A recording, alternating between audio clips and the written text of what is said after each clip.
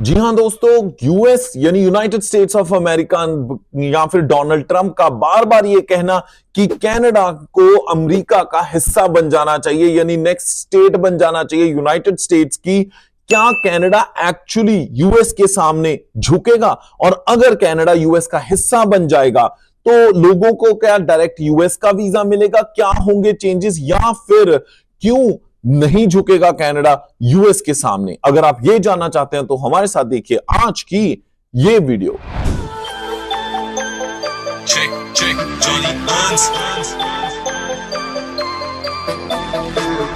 जी हां दोस्तों, नमस्कार, आदाब, सत श्री अकाल। मैं हूं जॉनी हंस और लेके हाजिर हूं आज की खास वीडियो। ये वीडियो इसलिए खास भी है क्योंकि डोनाल्ड ट्रंप का बार बार ट्वीट आ रहा है, specially prime minister Justin Trudeau के रिजाइन करने के बाद, कि कनाडा को यूएस का हिस्सा बन जाना चाहिए और दिखाने की कोशिश की जा रही है कि कनाडा गवर्नमेंट या कनाडा का जो स्ट्रक्चर है वो बिल्कुल फेल हो चुका है। तो रियलिटी क्या है, फैक्ट्स क्या है? और जिन दोस्तों ने कनाडा के यूएस जो कनाडा के कॉलेजेस यूनिवर्सिटीज हैं उनमें पढ़ने का सोचा हुआ है या फिर यहां पे परमानेंटली सेटल होने का सोचा है, उनके दिमाग में ये आ रहा है कि क्या हम यूएस के परमानेंट रेजिडेंट्स या सिटीजन बनेंगे या कनाडा के परमानेंट रेजिडेंट्स या सिटीजन होंगे?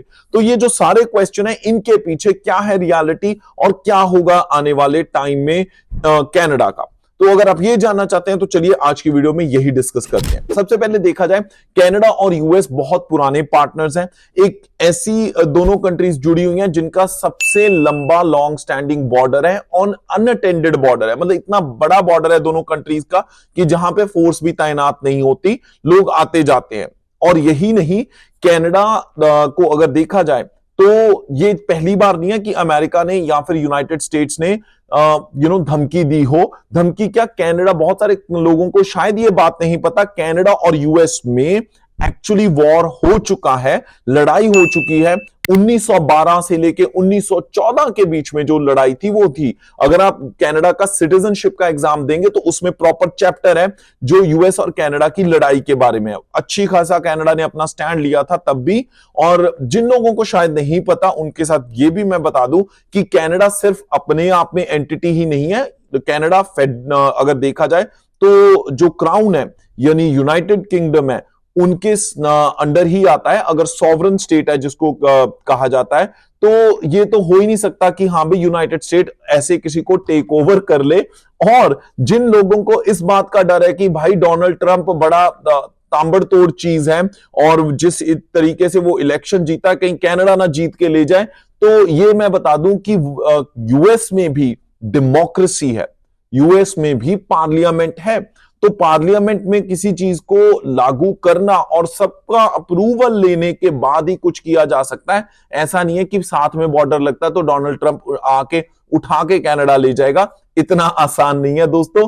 कनाडा को अगर देखा जाए पूरी दुनिया में रशिया के बाद सब दूसरे नंबर पे आता है area wise. So second biggest country in terms of area. सिर्फ यही नहीं, अगर यूएस अपने आप में बड़ी इकोनॉमी है, कनाडा भी यूएस को बहुत कुछ सप्लाई करता है, जिसकी वजह से बहुत सारी स्टेट्स, अगर कनाडा यूएस को बिजली देना बंद कर दे तो बहुत सारी स्टेट्स इस वक्त जो यूएस की हैं वो अंधेरे में चली जाएंगी। चलिए मैं कुछ फैक्ट्स और फिगर्स शेयर करता हूं। तो देखा जाए कि जो यूएस है that imports 90% of its electricity from Canada.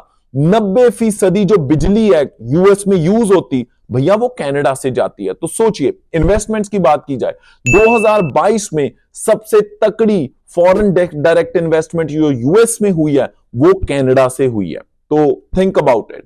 उसके बाद ट्रैवल और टूरिज्म, सबसे ज्यादा ट्रैवल और टूरिज्म का पैसा जो यूएस को बनता है वो कहीं और से नहीं, कनाडा से ही बनता है। 14 मिलियन जो यूएस रेजिडेंट्स हैं वो अक्सर कनाडा आते जाते हैं।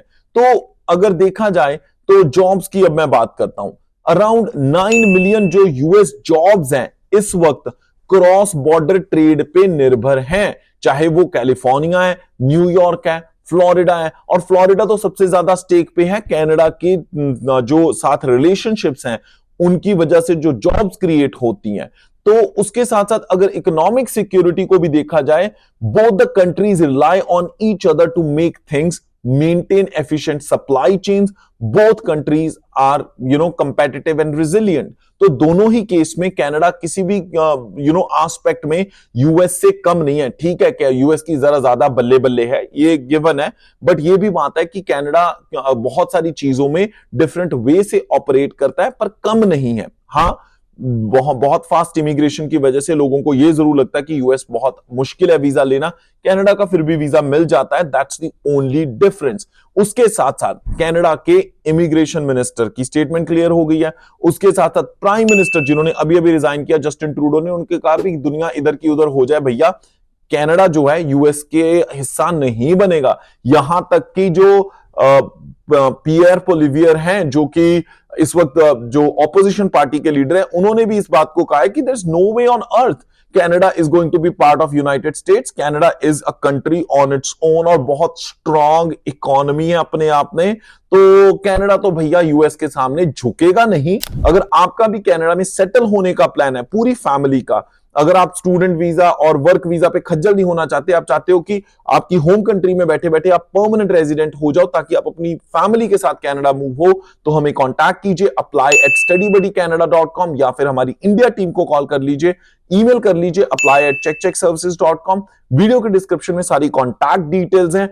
आई होप बहुत सारे लोगों की कंफ्यूजन क्लियर कर दी कि भैया डोनाल्ड ट्रंप जितने मर्जी ट्वीट कर ले, कनाडा का कोई प्लान नहीं है कि यूएस कनाडा को हिला सके. इसी के साथ अगर वीडियो अच्छी लगी लाइक करना मत भूलिएगा. कमेंट सेक्शन में बताइए आपको क्या लगता है कि ये जो डोनाल्ड ट्रंप जी धमकियां दे रहे हैं कनाडा को ओवरटेक करने की, क्या एक्चुअली यूएस की इतनी हिम्मत है कि कनाडा को ओवरटेक करे, या फिर आप कनाडा के साथ खड़े हैं. इसी के साथ फिलहाल मैं जॉनी हंस लेना इजाजत. हंसदे मुस्कुराते रहो जी.